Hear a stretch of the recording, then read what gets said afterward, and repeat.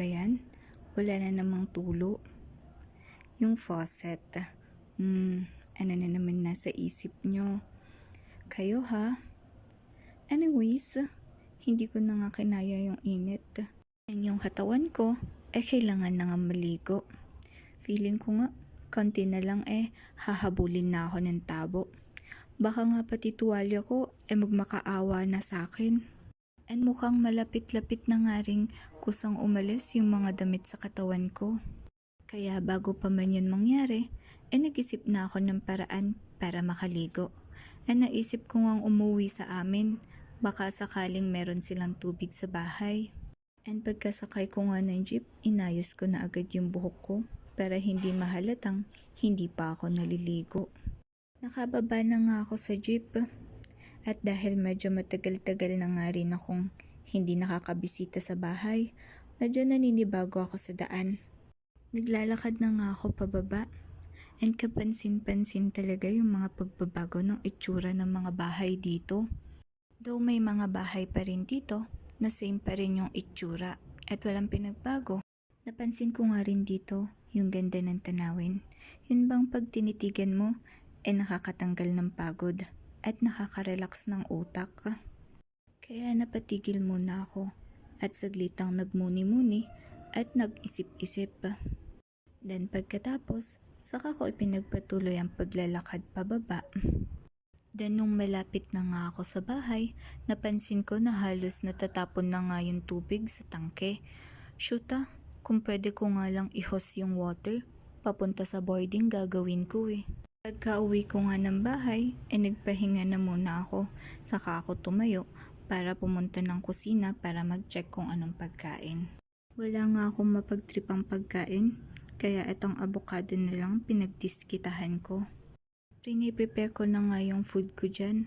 Ewan ko nga kung nakailang slice na ako ng avocado dyan Basta ang alam ko, isa ito sa mga paborito kong kainin.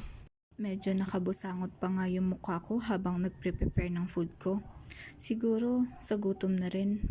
Naalala ko tuloy nung face day ko nun sa school, nung college ako. Walang may gustong makipag-usap o lumapit sa akin.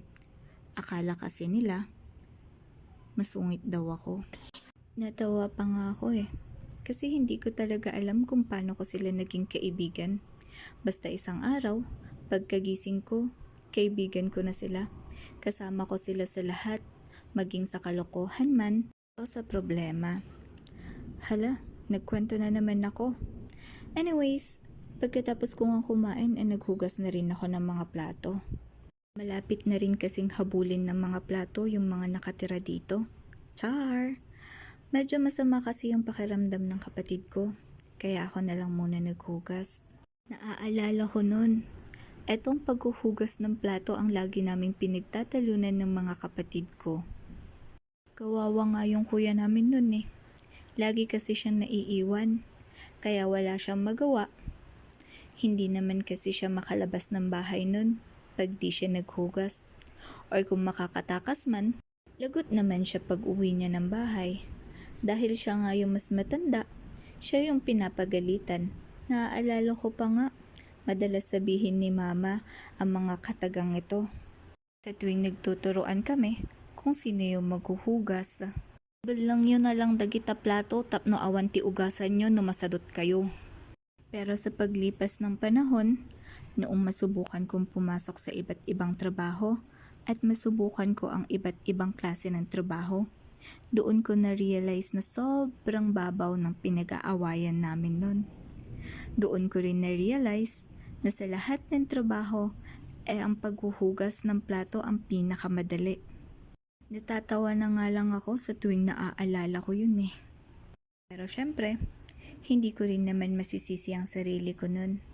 Syempre, bata pa ako nun. Tanging alam ko lang gawin makipaglaro sa mga kapwa ko bata. Hindi ko pa nga alam nun kung ano ang mabigat at kung ano ang magaang trabaho. Aalala ko rin nun, galit na galit ako pag naitatapat sa akin ng schedule ng paghuhugas. Hindi ko na nga rin alam kung ilang baso at plato ang nabasag ko nun. Sa tuwing naghuhugas ako, ewan ko, ganun talaga siguro pag bata. Kaya sobrang bilib ako sa mga ibang bata na maagang natuto sa gawaing bahay. Maghugas, maglaba, magtinda, at kung ano-ano pa. Ako kasi, nasa high school na ako nung tinuruan ako ng mama ko maglaba ng mga damit. Pero syempre, 8 years old pa lang ako nung natuto akong maglaba ng underwear ko, no? Kaya ngayon, hindi ko tuloy alam kung maswerte ba talaga ako or malas. Maybe siguro maswerte ako kasi hindi ko naranasan yung hirap na nararanasan ng mga ibang bata noon. Pero medyo malas kasi ngayon ko palang natututunan gawin yung mga ibang gawain. Pero hindi ko sinisisi yung mga magulang ko ha. Maybe, siguro mahal lang talaga nila kami. Gusto nilang ma-enjoy namin yung pagkabata namin. Kaya hindi nila yon pinaranas sa amin. Napahaba na naman ang kwentuhan natin.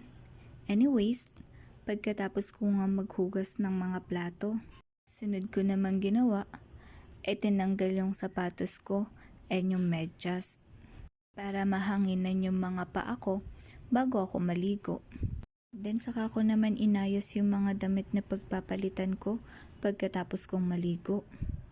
Nilabas ko na nga rin din yung body soap na binili ko sa Shopee. Ngayon ko na nga lang din siya magagamit kasi nakalimutan ko na meron pala akong binili nun. Habang inaayos ko nga yung mga damit ko dyan, iniisip ko kung lalabhan ko pa ba yung mga damit ko dito sa bahay kasi alam ko na medyo mabigat yung dadalhin ko pag pauwi na ako ng boarding. Pagkatapos ko ngang ihanda lahat ng mga gamit ko na gagamitin ko pagkatapos ko maligo, dumiretso na ako sa banyo. Siyempre, pag ako yung maliligo, 10 years bago ako matapos. Madami pa kasi akong ritual bago ako mag-umpisang maligo. And after nga ng 10 taon, sa wakas, natapos din ako. Palabas na nga pala ako dyan ng banyo. Dala-dala yung mga damit ko na nalabhan. Naisip ko kasi, kung di ko lalabhan, wala naman tubig na panlalabas sa boarding. Kaya wala akong choice. O diba? Yung antagal mong maligo, pero wala namang nagbago sa'yo. Naayos ko na nga rin pala dyan yung mga basang damit ko para hindi ganun kabigat yung hahawakan ko pag pauwi na ako. Sabi ko pa nga, sana dinala ko na lang lahat ng mga damit ko dito para dito ko na lang labhan. Pero syempre, naisip ko rin kung kaya ko bang hawakan hanggang sa may sakayan. Paakit pa naman yung daan dito. Pero in fairness, fresh na ulit ako tignan. Hindi na mukhang kakatapos lang sa kama. Uy! Dahan-dahan naman, may mga bata. Pagkatapos ko nga iayos yung mga damit ko dyan, pinagdiskitahan ko naman itong mga abokado. Pinaglalagay ko talaga sila sa eco bag.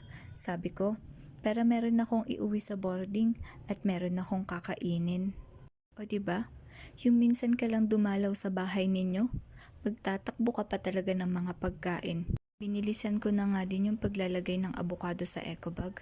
Baka kasi maabutan ako ng kuya ko. Kutusan pa ako nun. Pagkatapos ko nga sa mga abokado, sinunod ko naman yung mukha ko. Nag-skincare na nga ako dyan.